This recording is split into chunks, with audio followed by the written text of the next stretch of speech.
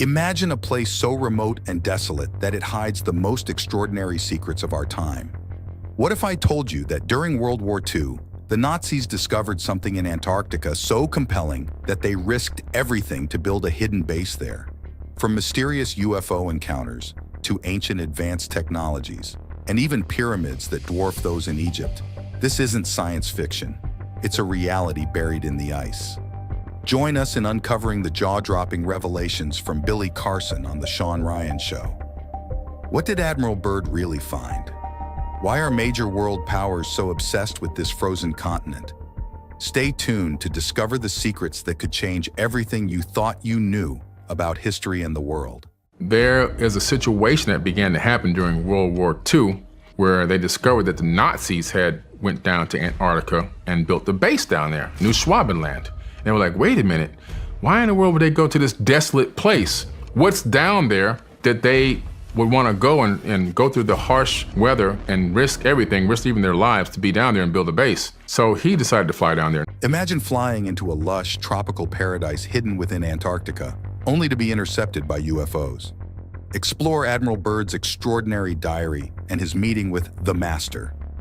Now, there's an incredible story that was in Admiral Byrd's diary that was found by his kids, where he said he flew into an area that opened up at Antarctica, and he went into an area where it was lush and tropical almost.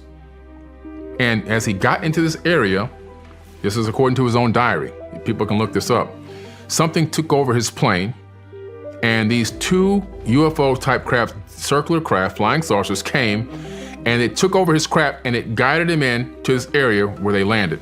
And then they took him to meet somebody that he calls in his diary, the Master. Pretty interesting story. Discover the astonishing advancements the Nazis made with the help of beings in Antarctica. From UFO-like crafts to anti-gravity technology, dive into the secrets of the Haunebu crafts. And according to this account, the Nazis had gotten help to create these craft called the Haunebu. They had 4 versions of this craft, these circular disc craft, from these people down there. But the guy, this master, told him that they were wary of the nuclear bombs that had just been utilized, dropped the nuke on Japan and so forth, and they were wary of our experimentation with nuclear devices and wars because they're sharing this planet as well. Pretty interesting story. What drove Admiral Byrd to lead a massive military expedition to Antarctica? Learn about the deadly encounters with advanced flying objects that left his fleet devastated. All of a sudden, Admiral Byrd's going down there with a fleet. Not just a small fleet. He took over 3,000 people with him. This was a huge expedition. It was a military expedition. When he got down there, they had a situation where some of these flying objects were attacking some of their ships and actually destroyed some of them. Sent him back home packing with his tail between his legs. This is one of the top admirals, literally the top admiral in the world at the time for the United States military. And he said that we have a new enemy that can fly from pole to pole with extreme speed. Why would he make a statement like that? And then all of a sudden, these Nazi, they are rumored to have these craft, which some of the designs have been found, called Haunebu. And these Haunebu craft had the capability of utilizing a couple different forms of propulsion. One was jets, so they can take off vertically. They had little jets that would thrust and take off vertically, but then from there they can shoot off horizontally.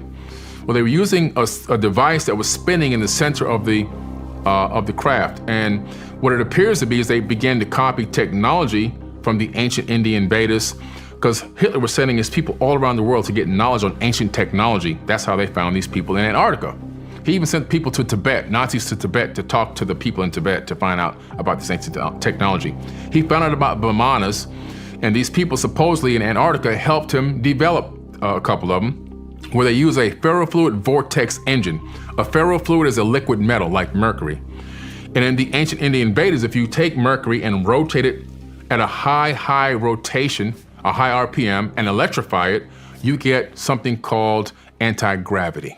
Beneath Antarctica's icy surface lies a treasure trove of resources.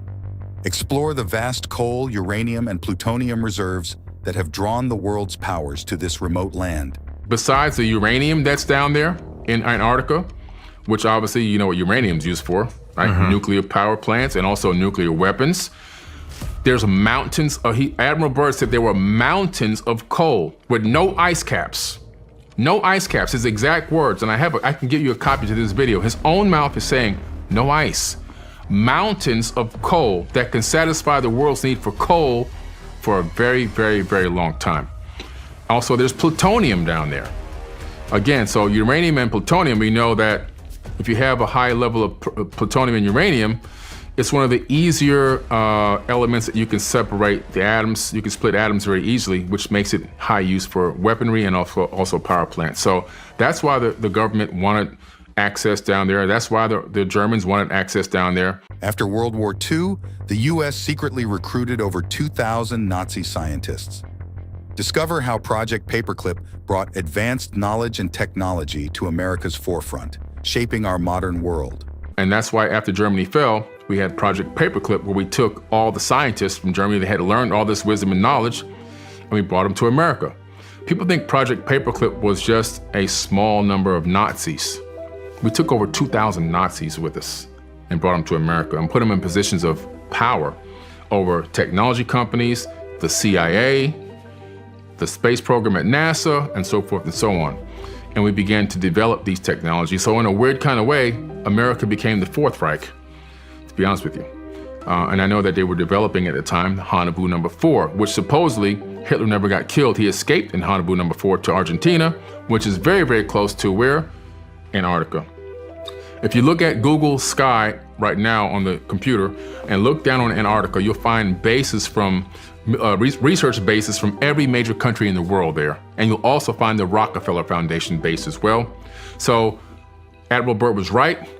All the technology and research is the #1 place in the world for technology research is right down there in Antarctica. Could Antarctica be the key to uncovering lost ancient civilizations? Delve into the evidence of massive pyramids and advanced technologies buried under the ice. I believe that as the ice is melting, they're finding remnants of an ancient civilization. We know that Antarctica was not a frozen tundra for 12 million years, like mainstream science says 12 million years to build up all this ice. No, that's not accurate. We know this because of the Perry-Reese map. The Perry-Reese map shows Antarctica what it looked like without ice on it, and that's not even that old. So we know that Antarctica shifted into that spot. How? Because we know that Antarctica is surrounded by tectonic plates. And so that landmass was on a plate that slipped and there was something called a pole shift of the crust of the Earth, which shifted it from a more habitable climate into the position it is now. And that's why the animals that are being uncovered from the ice were flash frozen with undigested food in their stomachs. And there's an entire advanced civilization there, including some of the largest pyramids on Earth, right in Antarctica. At Giza, the Great Pyramid looked like, a buggy, a dune buggy. I mean, these things are super massive. There's only a couple things we know, like one of the pyramids is 2 kilometers by 2 kilometers by 2 kilometers by 2 kilometers. The height is just, it's massive. It's way up there, like, it's in the thousands of feet. But also, one former military person that was a source for Linda Moulton Howe.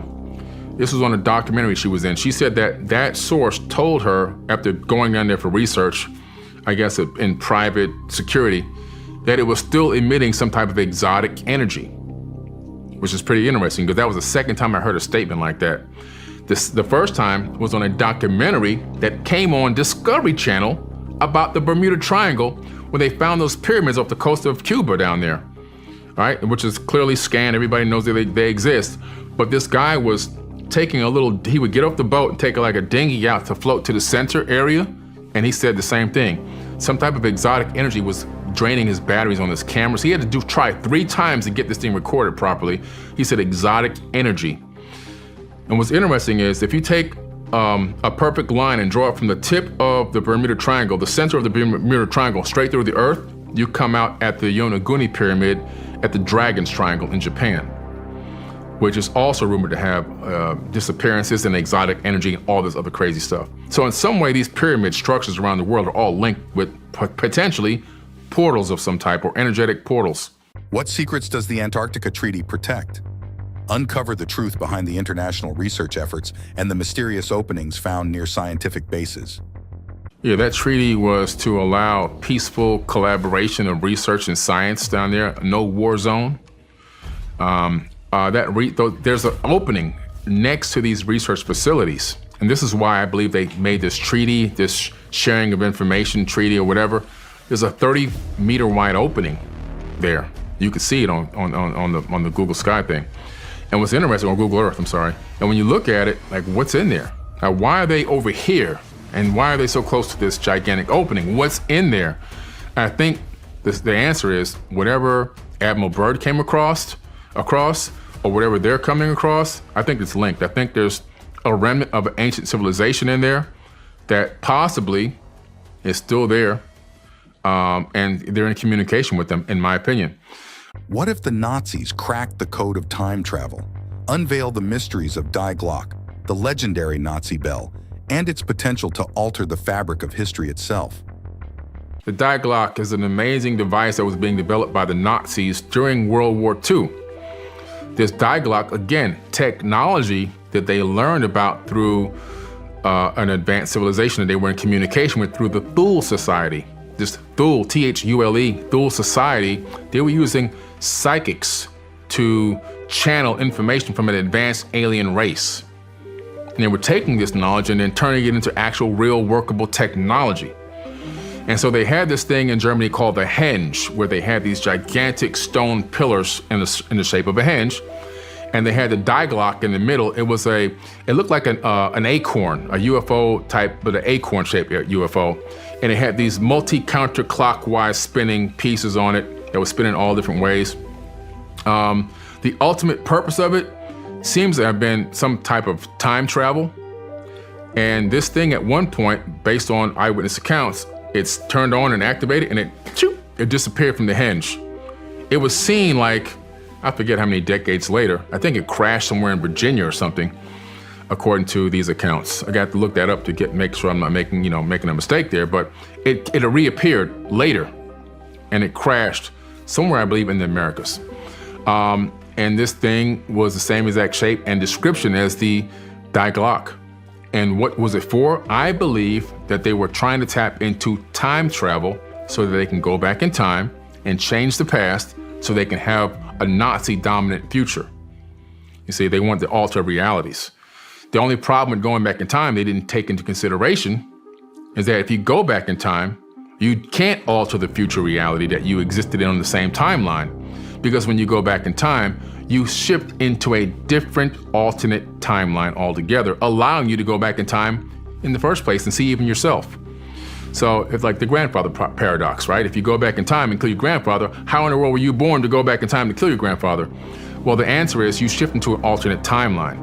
Now, going into the future, you stay on the same timeline. We know this because time travel into the future happens every day. Even when you get on an airplane, you travel into the future based on relativity. The person standing still on the ground and you moving across the sky in a plane, we know that you're moving forward in time by microns of tenths of a second, but you're moving in time. Same thing with astronauts when they travel into space. We know for a fact that because they're traveling at high speeds, they come back, microns of a second younger than us. So traveling to the future, you can stay on the same timeline, but going into the past, you can't. So that whole thing would have failed anyway.